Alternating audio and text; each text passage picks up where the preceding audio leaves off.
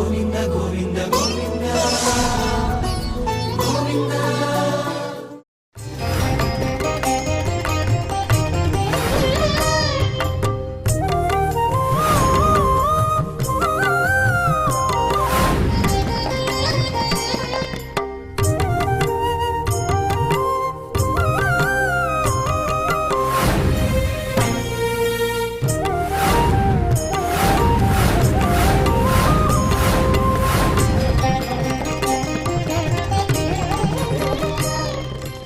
ఓం నమో వెంకటేశాయ.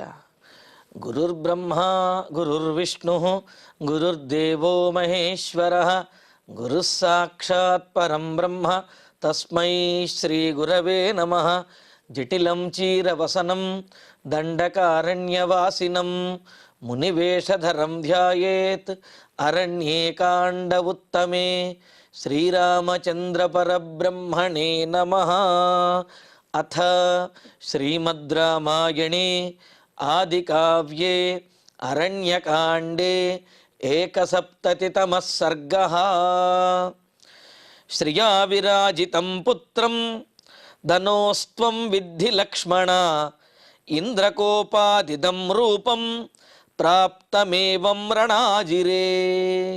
రామలక్ష్మణుల చేత భుజములు ఛేదించబడినటువంటి వాడైన కబంధుడు రామలక్ష్మణుల యొక్క వివరాలు అడిగి, అలాగే లక్ష్మణుడు కబంధుడిని అడిగాడు, నీవెవరివి, ఈ విధమైనటువంటి రూపాన్ని ధరించి ఇక్కడ ఎందుకు ఈ విధంగా ఉన్నావు, ఎందుకు ఇలాగా తిరుగుతున్నావు అని అడిగితే కబంధుడు తన పూర్వ వృత్తాంతాన్ని చెబుతూ, తాను ఒకప్పుడు ముల్లోకములలోనూ కూడా ప్రసిద్ధి చెందినటువంటి అందగాడిగా ప్రసిద్ధి చెందినటువంటి దివ్య పురుషునిగా ఉండేవాడిని అని, అయితే బుద్ధి వక్రీకరించడం వలన ఈ అరణ్యంలో వచ్చేటటువంటి మహర్షులను ఒక వికారమైనటువంటి రూపాన్ని, రాక్షసుని యొక్క రూపాన్ని ధరించి వారిని భయపెడుతూ వారి భయాన్ని చూసి ఆనందిస్తూ ఉండేవాడిని అని.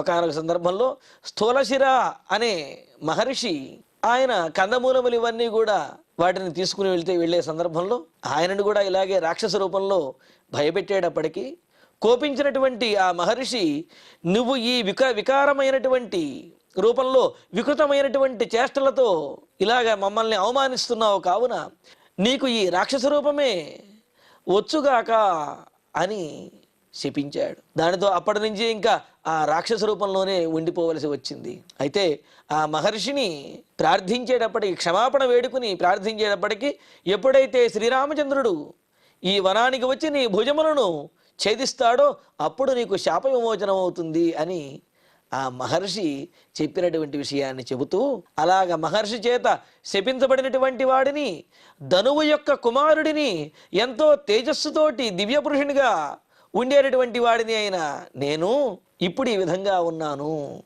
సరే, బాగానే ఉంది. మహర్షి శపించడం వల్ల రాక్షస రూపాన్ని, వికారమైనటువంటి రూపాన్ని పొందావు, బాగానే ఉంది. మరి ఈ విధంగా కంఠము శిరస్సు లేకుండా, కాళ్ళు లేకుండా ఉన్నటువంటి ఇటువంటి రూపం ఎలా వచ్చింది అని అంటే దానికి సమాధానం కూడా చెబుతూ ఉన్నాడు ఇక్కడ. లక్ష్మణ, ధనువు యొక్క కుమారుడినైనటువంటి గొప్ప తేజస్సుతో ఉండేటటువంటి వాడిని, దివ్య పురుషునిగా ఉండేవాడిని నేను ఆ మహర్షి యొక్క శాపంతో ఇలా రాక్షసత్వాన్ని పొందినటువంటి వాడినై, ఇంద్రుని యొక్క వజ్రాయుధం దెబ్బ వలన, ఇంద్రునితో చేసినటువంటి యుద్ధంలో ఆయన కోపించి ప్రయోగించినటువంటి వజ్రాయుధం యొక్క ఘాతముతోటి నా కాళ్ళు చేతులు కూడా ఈ విధంగా, కాళ్ళేమో పొట్టలోకి, అదేవిధంగా ఆ శిరస్సు ఏమో గుండెల్లోకి, అంటే ఆ కంఠము శిరస్సు కూడా అలాగా గుండెలోకి వచ్చే విధంగా అయింది అని చెబుతున్నాడు. అంటే ఈ వికారమైన మొండెం మాత్రంగా కనిపించేటటువంటి ఈ రూపం అనేది ఇంద్రుడి యొక్క వజ్రాయుధ ప్రభావం వల్ల, వజ్రాయుధం ఘాతం వల్ల వచ్చింది అని అంటున్నాడు. అది కూడా ఎప్పుడు? ఇంద్రుడితో తాను చేసినటువంటి యుద్ధంలో ఇంద్రుడు ప్రయోగించినటువంటి వజ్రాయుధం వల్ల వచ్చింది అని. సామాన్యమైనటువంటి వాడివి, అందగాడిగా ముల్లోకములలో ప్రసిద్ధి ఉన్నటువంటి దివ్య పురుషుడు అయినప్పటికీ కూడా ఇంద్రుడంతటి వాడితోటి విరోధం పెట్టుకుని ఆయనతో యుద్ధం చేసే సందర్భం కానీ, అంతటి శక్తి కానీ నీకెక్కడివయ్యా? పైగా ఇంద్రుడు వజ్రాయుధం ప్రయోగించి నిన్ను ఈ విధంగా చేశాడు అని అంటే అంతటి శక్తి నీకు ఏ విధంగా ఉన్నది? అసలు ఇంద్రుడితో పోరాడి యుద్ధం చేసేటటువంటి సందర్భం ఎలా వచ్చింది అని లక్ష్మణస్వామి అడుగుతుంటే దానికి చెబుతూ ఉన్నాడు. అంటే ఇంద్రుని యొక్క కోపం వలన, వజ్రాయుధం యొక్క ఘాతం వలన ఈ విధంగా మండన్ రూపంలో నేను ఉండిపోయాను, ఇలా కబంధుడిలాగా ఉండిపోయాను అని చెప్పిన దానికి కారణం కబంధుడే ఈ విధంగా చెబుతున్నాడు. అహం హి తపసోగ్రేణ పితామహమతోషయం దీర్ఘమాయు సమే ప్రాదాత్ తతో మే విభ్రమో స్పృశతు. ఇంద్రుడితో యుద్ధం చేసేంత సామర్థ్యం నీకెక్కడిది అని అంటే కబంధుడు అంటున్నాడు, మహర్షి శపించిన తర్వాత పశ్చాత్తాపాన్ని పొందినటువంటి నేను ఇక బ్రహ్మగారి గురించి తపస్సు చేశాను, కఠినమైనటువంటి తపస్సు చేశాను. అహం ఉగ్రేణ తపసా పితామహం అతోషయన్, ఉగ్రమైనటువంటి గొప్ప తపస్సుతోటి, తీవ్రమైనటువంటి తపస్సుతోటి పితామహుడు అంటే బ్రహ్మగారు అని చెప్పి, మరీచ్యాదులు ఈ సృష్టికి పితరులు అయితే ఆ మరీచ్యాదులకు తండ్రి అయినటువంటి బ్రహ్మగారు పితామహుడు అని పిలువబడుతున్నారు. అలాగా బ్రహ్మగారిని నా తపస్సు చేత సంతోషపెట్టాను. అలా సంతోషించినటువంటి బ్రహ్మగారు వరం కోరుకోమని అంటే నాకు దీర్ఘాయుష్యువు కావాలి అని కోరుకున్నాను. ఎందుకు అంటే అలా దీర్ఘాయుష్యుగా ఉండగలిగినట్లయితేనే రామచంద్రమూర్తి వచ్చి మరలా తన శాప విమోచనం చేసే వరకు తాను ఉండగలుగుతాడు. కావున తనకు దీర్ఘాయుష్షు, బలము ఇవన్నీ కూడా కావాలి అని చెప్పి కోరుకున్నాడు. బ్రహ్మగారు తథాస్తు అని అన్నారు. అయితే బ్రహ్మగారి యొక్క వరాన్ని పొందిన తర్వాత, దీర్ఘాయుష్ని బలమును పొందిన తర్వాత మరి తన పని తాను చేసుకుంటూ ఉండొచ్చు కదా కబంధుడు. అలా కాకుండా ఇక ఆ అహంకారం అనేది తతః మాం బిభ్రమః అస్పృశతు, అలా దీర్ఘాయుష్ని బలమును పొందిన తర్వాత నాకు గర్వం అనేది వచ్చిందంటున్నాడు కబంధుడు. అలా గర్వం వచ్చి అహంకారంతో నిండినటువంటి వాడినై దీర్ఘమాయుర్మయా ప్రాప్తం కిమ్మే శక్రః కరిష్యతి ఇత్యేవం బుద్ధిమాస్థాయ రణే శక్రమధర్షయం. దీర్ఘాయుష్షు కలిగింది కావున ఇప్పటిలో ఎవరు కూడా తనను వధించలేరు, ఎవరు కూడా తనను చంపలేరు అని చెప్పి ఆ కబంధుడికి అనిపించింది. దాంతో గర్వం వచ్చింది, అహంకారం వచ్చింది. ఇంకా ఇంద్రుడిని జయించేసేయాలి, ఈ పొందినటువంటి దీర్ఘకాలాన్ని ఇంద్రుడిని జయించి ఆ ఇంద్రసింహాసనం మీద కూర్చోవాలి అని ఈ ఆలోచన, అహంకారం ఇవన్నీ మొదలయ్యాయి. దానితోటి ఇంద్రుడి మీద యుద్ధం చేయడానికి సిద్ధపడిపోయాడు అనమాట. శక్రః కిం కరిష్యతి, బ్రహ్మగారే దీర్ఘాయుష్ ఇచ్చిన తర్వాత ఇంక ఇంద్రుడు ఏం చేస్తాడు అనే ఉద్దేశంతో ఏవం బుద్ధిం రణే శక్రం అధర్షయం, ఈ విధమైనటువంటి బుద్ధిని, అహంకారాన్ని పొందినటువంటి నేను ఇంకా యుద్ధంలో ఆ ఇంద్రుణ్ణే ఎదుర్కొని ఆయననే బాధ పెట్టడానికి ప్రయత్నించాను. తస్య బాహు ప్రముక్తేన వజ్రేణ శతపర్వణ సక్థినీ చైవ మూర్ధా చ శరీరే సంప్రవేశితం. ఇంకా కోపించినటువంటి ఇంద్రుడు తస్య బాహు ప్రముక్తేన, ఆ ఇంద్రుని యొక్క బాహువుల నుండి, చేతుల నుండి విడిచినటువంటి శతపర్వణ 100 అంచులు కలిగినటువంటిదైన ఆ వజ్రాయుధంతో శక్తిని, నా తొడలు, అదేవిధంగా మూర్ధాచ, నా శిరస్సు కూడా సంప్రవేశితం, శరీరే సంప్రవేశితం, శరీరంలోకి ప్రవేశించబడ్డాయి. అంటే వజ్రాయుధము యొక్క దెబ్బకి ఆ కబంధుని యొక్క కాళ్ళేమో పొట్టలోకి వెళ్ళిపోయాయి, అలాగే అతని యొక్క శిరస్సు అలా గుండెల్లోకి దిగిపోయింది. అంటే అటు శిరస్సు కంఠము లేదు, పైన కింద కాళ్ళు లేవు, కేవలం మొండెం మాత్రమే ఉండే విధంగా అలా ఉండిపోయాడు అన్నమాట. అంటే చూడండి, ఇక్కడ దీర్ఘాయుష్షు పొందాడు అని అంటే ఆ దీర్ఘకాలము కూడా సామరస్యంగా, ధర్మంగా, న్యాయంగా, ఆనందంగా జీవించడంలో పరమార్థం అనేది ఉంటుంది, జీవితానికి సార్థకత ఉంటుంది. కానీ ఈ పొందినటువంటి దీర్ఘాయుష్తోటి లెక్కలేనితనంతో అందరినీ హింసిస్తూ, అందరి చేత కూడా నిందించబడుతూ ఉంటే ఆ దీర్ఘాయుష్కి ప్రయోజనం ఏమున్నది? పైగా ఆయుష్ ఒకటి ఉంటే సరిపోదు కదండి. ఆయుష్తో పాటు ఆరోగ్యం ఉండాలి, కీర్తి ప్రతిష్టలు ఉండాలి. అంతేగాని ఇంకా ఆయుష్ మాత్రమే ఉండి ఇంకా ఏ సుఖము లేకుండా ఎవరి చేత కూడా మంచి అనిపించుకోకుండా ఉంటే ఏం ప్రయోజనము? ఉదాహరణకి ఎన్నో సంపదలు కలిగినటువంటి వాడు, పంచభక్ష ప్రమాణాలు ప్రతిరోజు వండి పెట్టేటటువంటి వాళ్ళు, ఎంతోమంది సేవకులు, ఇన్ని ఉన్నప్పటికీ కూడా ఆరోగ్యం సవ్యంగా లేక వైద్యులు గనక నీవు ఈ చప్పగా ఉండేటటువంటి ఆహారమే తినాలి, ఈ వాక్యం మళ్ళీ చెబుతాను, నీవు రుచి గురించి ఆలోచించకుండా చప్పగా ఉండేటటువంటి ఆహారాన్ని తినాలి అని వైద్యుడు కనుక చెప్పాడు అనుకోండి, ఎంత వండి పెట్టేవారు ఉన్నా, ఎన్ని ద్రవ్యాలు ఉన్నప్పటికీ, ఎంత సంపన్నుడైనప్పటికీ కూడా ఆ చప్పటి కూడే తినవలసి వస్తుంది కదా. అంటే ఇక్కడ ఆయుషో సంపదో ఇవి సుఖానికి ఆనందానికి కారణము కాదు. వాటితో పాటుగా ఆయుష్ సంపదతో పాటుగా ఆరోగ్యము, అదేవిధంగా ధర్మము, న్యాయము ఇవి కనుక ఉన్నట్లయితే అది జీవితంలో నిజమైనటువంటి ఆనందాన్ని ఇస్తాయి. ఇక్కడ కబంధుడికి బ్రహ్మగారి ద్వారా దీర్ఘమైనటువంటి ఆయుష్ వచ్చింది. కానీ ఏమైంది? ఇంద్రుడితోటి శత్రుత్వం పెట్టుకుని ఇంద్రుడు ప్రయోగించినటువంటి వజ్రాయుధం వల్ల అతని శిరస్సేమో గుండెల్లోకి, కాళ్ళేమో అలాగా పొట్టలోకి వెళ్ళిపోయి శరీరంలోకి ప్రవేశించేసి మొండెం మాత్రమే మిగిలింది. ఇలా మొండెంతో ఎంతకాలం జీవిస్తే మాత్రం ఏం ప్రయోజనం, ఏం సుఖంగా ఉండగలుగుతాడు? అదే చెబుతున్నాడు ఇక్కడ. సమయాయాచ్యమానస్సన్ నానయద్యమ సాధనం పితామహ వచస్సత్యం తదస్త్వితి మమాబ్రవీత్. ఈ విధంగా ఇంద్రుడు ప్రయోగించినటువంటి వజ్రాయుధంతో తన కాళ్ళు, అదేవిధంగా తన శిరస్సు కూడా శరీరంలోకి చొచ్చుకుపోయేటప్పటికీ, అయ్యయ్యో ఇక నేను జీవించలేను, ఈ నరకయాతన అనుభవించలేను, ఇలా జీవించలేను, కావున ఓ ఇంద్ర నన్ను వధించేసి నన్ను చంపేయని చెప్పి కబంధుడు ఇంద్రుణ్ణి ప్రార్థించే స్థితికి వచ్చాడు. ఇంద్రుడిని ప్రార్థిస్తున్నాడు, నన్ను దయచేసి వధించేసి అని చెప్పి.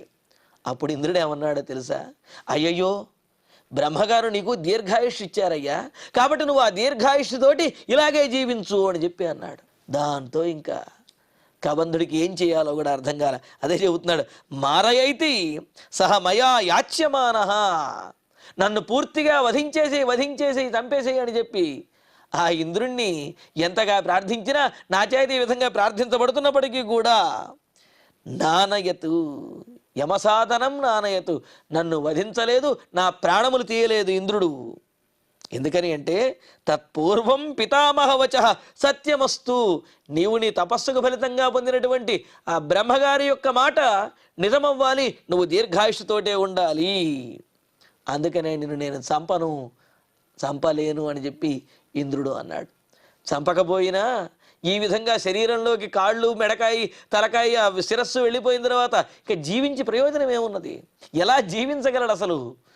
అందుకనే ఇక్కడ అనాహార కథం శక్త భగ్నశక్తి శిరోముఖ వజ్రేణాభిహత కాలం సుదీర్ఘమపి జీవితం. మామూలుగా రాక్షస రూపంలో ఉన్నప్పటికీ కూడా కాస్త శిరస్సు, ముఖము ఇవన్నీ ఉన్నట్లయితే, కాళ్ళు ఉన్నట్లయితే అలా పరిగెత్తి నడిచి వేటాడి ఆ నోటితోటి కాస్త ఆహారాన్ని స్వీకరిస్తూ ఏదో జీవించవచ్చుగాక. కానీ ఇప్పుడు శిరస్సు పూర్తిగా శరీరంలోకి వెళ్ళిపోతే ఇక దేంతో తింటాడు? తినే అవకాశం లేదు కదా. అందుకనే అంటున్నాడు అనాహార, ఆహారం లేకుండా నేను ఎలా బతకగలనయ్యా ఇంద్ర? పైగా బ్రహ్మగారిచ్చిన వరం వల్ల బ్రతకవచ్చునేమో, కానీ జీవితాంతము కూడా ఈ ఆకలి బాధతోటి అలమటిస్తూ ముక్కుతూ మూలుగుతూ ప్రాణములు పోతే బాగుండును అనిపిస్తుంది, ప్రాణాలేమో పోవు. అటువంటి దుర్భరమైనటువంటి దీనమైనటువంటి ఆకలితో కూడినటువంటి జీవితాన్ని ఎలా అనుభవించగలనయ్యా అని అంటూ వజ్రేణాభిహత భగ్నశక్తి శిరోముఖ, ఇంద్ర నీవు ప్రయోగించినటువంటి వజ్రాయుధం దెబ్బకి నా శిరస్సు, అదే నా శిరస్సు ఏమో శరీరంలోకి వెళ్ళిపోయింది, నా తొడలవన్నీ విరిగిపోయి అలాగా శరీరంలోకి వెళ్ళిపోతే అనాహార, ఆహారము లేకుండా సుదీర్ఘం కాలం జీవితమపి కథం శక్త, చాలా కాలము జీవించడానికి కూడా ఎలా వీలవుతుంది? ఒకవేళ జీవించినా అది దుర్భరమైనటువంటి జీవితమే కదా. ఆహారం లేకుండా, తలకాయ లేకుండా, ఇలా కాళ్ళు లేకుండా ఎలా జీవించగలుగుతాను? కావున నన్ను అనుగ్రహించు అని చెప్పి ఈ కబంధుడు ఇంద్రుణ్ణి వేడుకుంటే, ఏవముక్తస్తు శక్రో మే బాహూయోజనమాయతౌ ప్రాదాదాస్యంచ మే కుక్షౌ తీక్ష్ణదంష్ట్రమకల్పయత్.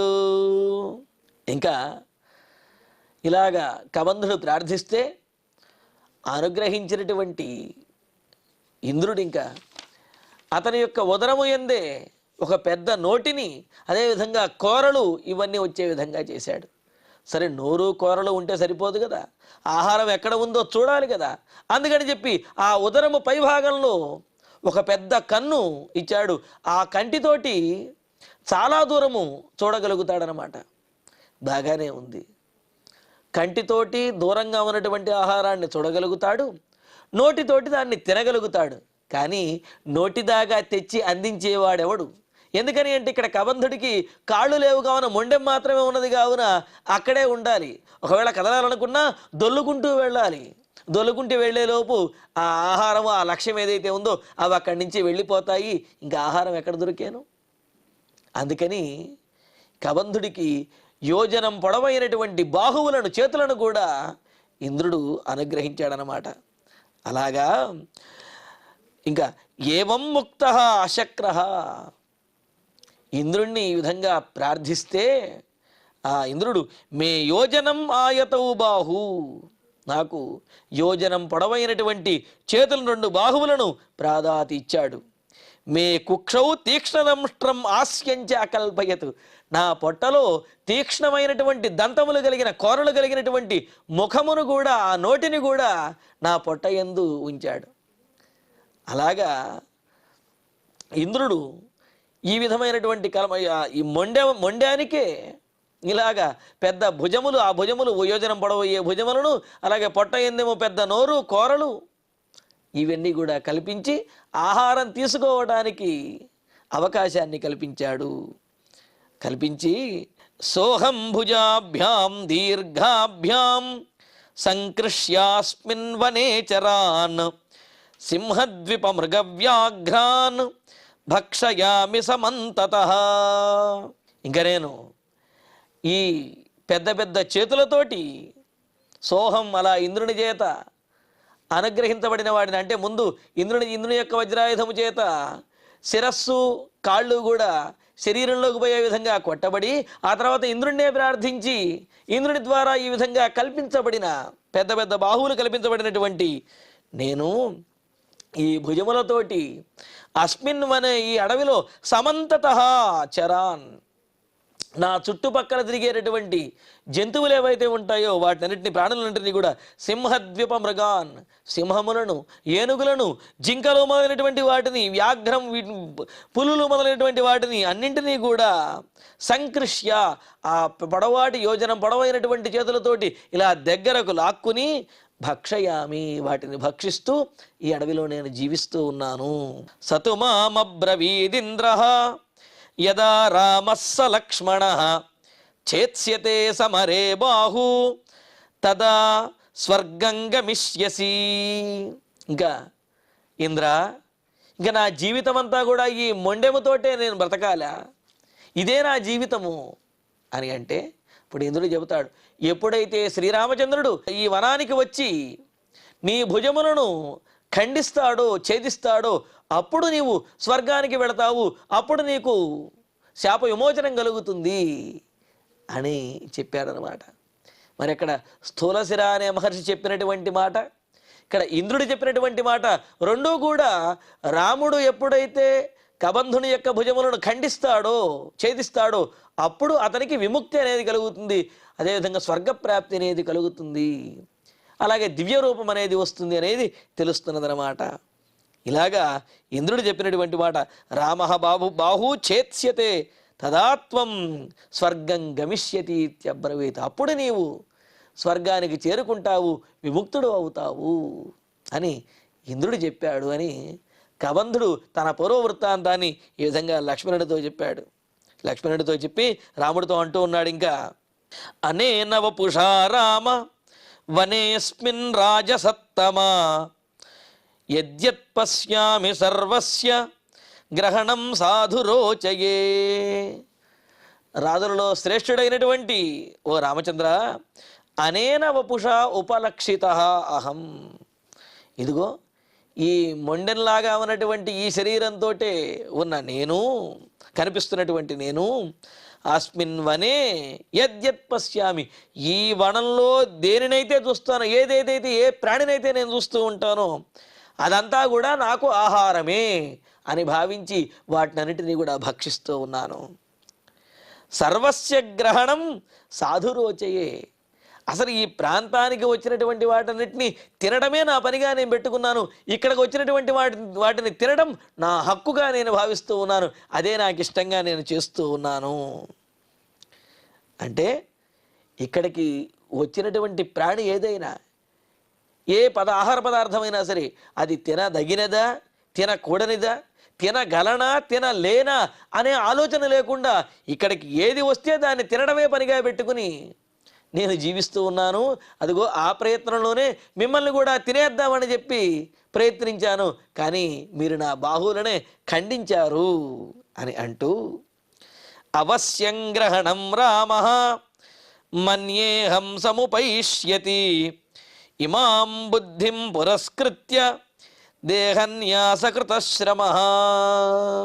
రామచంద్ర, అయితే మహర్షి ఇచ్చినటువంటి శాప విమోచనాన్ని బట్టి, ఇంద్రుడు చెప్పినటువంటి మాటలను బట్టి నేను ఇక్కడ నాకు శాప విమోచనాన్ని పొంది నా దివ్య దేహాన్ని నేను పొందగలుగుతాను అనే నమ్మకం మాత్రం నా మనసులో ఉండేది. అయితే ఆ ఆలోచన అంతా కూడా నేను మరిచిపోయి ఇలాగ వ్యవహరిస్తూ ఉన్నాను. ఇప్పుడు మీరు నా బాహువులు ఖండించడం ద్వారా ఆ విషయాలన్నీ గుర్తొస్తూ ఉన్నాయి అని అంటూ ఇంకా చెబుతున్నాడు, అవశ్యం రామ గ్రహణం సముపయిష్యతి. తప్పనిసరిగా రామచంద్రుడు ఇక్కడికి తప్పనిసరిగా వస్తాడు, అలాగే నా భుజములను ఖండించి నాకు శాప విమోచనం చేస్తాడు అని ఇది మన్యే, నేను తలచి ఇక్కడ ఎదురు చూస్తూ ఉన్నాను. ఎదురు చూస్తూ ఇమాం బుద్ధిం పురస్కృత్య దేహన్యాస కృతశ్రమ, ఈ ఆలోచనతోటే ఉంటూ ఎప్పుడు ఈ దేహాన్ని విడిచిపెడతానా, ఎప్పుడు ఈ దేహాన్ని విడిచిపెట్టేటటువంటి, అంటే పాపమంకిలమైనటువంటిది, శాపగ్రస్తమైనటువంటిదైన ఈ దేహాన్ని, వికారమైనటువంటి ఈ దేహాన్ని ఎప్పుడు విడిచిపెడతానా అని ఈ దేహాన్ని విడిచిపెట్టడం కోసం నేను ఎదురు చూస్తూ ఉన్నాను రామా. దేహన్యాస కృతశ్రమ భవామి, ఎప్పటికైనా రాముడు వచ్చి నాకు ముక్తిని కలగజేస్తాడు, ఈ దేహము నుండి విముక్తిని పొందుతాను అని ఈ దేహాన్ని భరిస్తూ భరిస్తూ భరిస్తూ కష్టపడుతూ దేహాన్ని విడవటం కోసమే ఇంతకాలము కూడా ఇక్కడ జీవించి ఉన్నాను అని అంటూ, అయితే నా ఎదురు చూపులకు ఫలమనేది ఇప్పుడు దక్కింది అని అంటూ, సత్వం రామోసి భద్రంతే నాహమన్యేన రాఘవ శక్యో హంతుం యథాతత్వం ఏవ ముక్తం మహర్షిణ. రాఘవ, రఘువంశంలో జన్మించినటువంటి ఓ రామచంద్ర, తే భద్రం, నీకు మంగళమగుగాక. ఎందుకు అంటే నీవిక్కడికి రావటం, నా భుజములను ఛేదించడం నా శ్రేయస్సు కోసమే, నా శాప విమోచనం కోసమే, కావున నీకు మంగళమగుగాక. త్వం సహా రామోసి, నువ్వే రామచంద్రుడివి, నువ్వే నా శాపం నుండి విముక్తిని కలగజేసేటటువంటి వాడివి.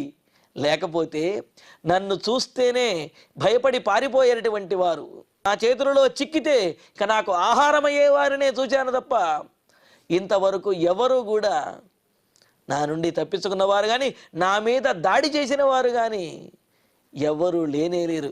ఈ విధంగా ధైర్యంగా నా భుజములను ఖండించావు అంటే నా శాపానికి విముక్తిని కలుగజేసేటటువంటి, నాకు స్వర్గాన్ని అనుగ్రహించేటటువంటివి ఆ రామచంద్రమూర్తివి నీవే. రామోసి, నీవే రాముడివి. మహర్షిణ ఉక్తం, స్థూలశిర అనే మహర్షి చేత చెప్పబడిన విషయం ఏదైతే ఉన్నదో, అంటే రాముడిని బాహువులను ఎప్పుడైతే ఛేదిస్తాడో అప్పుడు నీకు విముక్తి కలుగుతుందని చెప్పిన మాట ఏదైతే ఉన్నదో, అహం అన్యేన హంతుం నశక్య యథాతత్వం, ఆయన చెప్పినటువంటి మాట నిజమైనది. ఆయన చెప్పినట్లుగా నీవే వచ్చి నా భుజములను ఖండించావు. ఎందుకంటే నీవే అని నేను ఇంత ఖచ్చితంగా ఎలా చెబుతున్నాను అంటే, వేరే ఎవరు కూడా నన్ను జయించలేరు, నా భుజములను ఖండించలేరు. మరి నా భుజాలు ఖండించావు అంటే నీవే రామచంద్రుడివి. కావున నాకు శాప విమోచనం జరిగినట్లే, శాప విమోచనం అవుతుంది అని చెప్పి రాముడికి జయ జయధ్వానములు చేస్తూ రామచంద్రమూర్తికి మంగళము కలగాలి అని చెప్పి ఆకాంక్షిస్తూ రాముణ్ణి ఈ విధంగా ప్రార్థిస్తూ ఉన్నాడు. మరి ఆ కబంధునికి ఏ విధంగా శాప విమోచనం కలిగింది, మరి ఆ సందర్భంలో సీతాదేవి జాడ గురించి, సీతాదేవిని పొందడానికి కబంధుడు చెప్పినటువంటి ఉపాయం ఏమిటి, ఈ విశేషాలను తరువాతి ప్రవచనంలో తెలుసుకుందాము. ఇక ఇప్పుడు శ్లోకాలను పారాయణ చేసుకుందాము.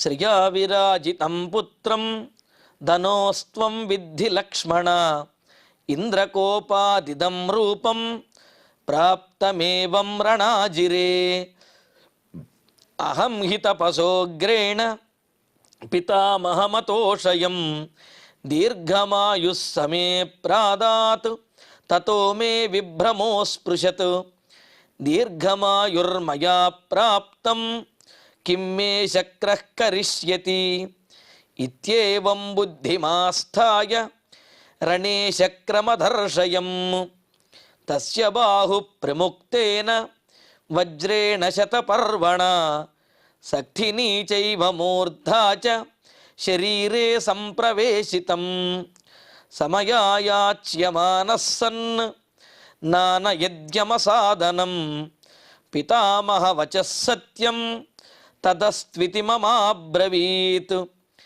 అనాహారః కథం శక్తః భగ్నసక్తిశిరోముఖః వజ్రేణాభిహతః కాలం సుదీర్ఘమపి జీవితుం ఏవముక్తస్తు శక్రో మే బాహూయోజనమాయతౌ ప్రాదాదాస్యంచ మే కుక్షౌ తీక్ష్ణదంష్ట్రమకల్పయత్ సోహం భుజాభ్యాం దీర్ఘాభ్యాం సంకృష్యాస్మిన్ వనేచరాన్ సింహద్విపమృగవ్యాఘ్రాన్ భక్షయామి సమంతతః సతు మామబ్రవీదింద్రః యదా రామः స లక్ష్మణः చేత్స్యతే సమరే బాహు తదా స్వర్గం గమిష్యసి అనేన వపుషా రామ వనేస్మిన్ రాజసత్తమా యద్యత్ పశ్యామి సర్వస్య గ్రహణం సాధురోచయే అవశ్యం గ్రహణం రామః మన్యేహం సముపయిష్యతి ఇమాం బుద్ధిం పురస్కృత్య దేహన్యాసకృతశ్రమః సత్వం రామోషి భద్రంతే నాహమన్యేన రాఘవ శక్యో హంతుం యథాతత్వం ఏవముక్తం మహర్షిణా ఇత్యార్షే శ్రీమద్ రామాయణే ఆదికావ్యే అరణ్యకాండే ఏకసప్తతితమే సర్గే 12 శ్లోకాః. ఇక ఇప్పుడు క్షమాప్రార్థన మంగళాంతంగా ఈనాటి ప్రవచన పారాయణ కార్యక్రమాన్ని పరిపూర్ణం చేసుకుందాం. యదక్షరపదభ్రష్టం మాత్రాహీనంతు యద్భవేత్ తత్సర్వం క్షమ్యతాం దేవ నారాయణ నమోస్తుతే. కాయేన వాచా మనసేంద్రియైర్వా బుద్ధ్యాత్మనా వా ప్రకృతే స్వభావాత్ కరోమి యద్యత్ సకలం వరస్మై నారాయణాయేతి సమర్పయామి. శ్రియః కాంతాయ కళ్యాణ నిధయే నిధయేర్ధినాం శ్రీవేంకట నివాసాయ శ్రీనివాసాయ మంగళం.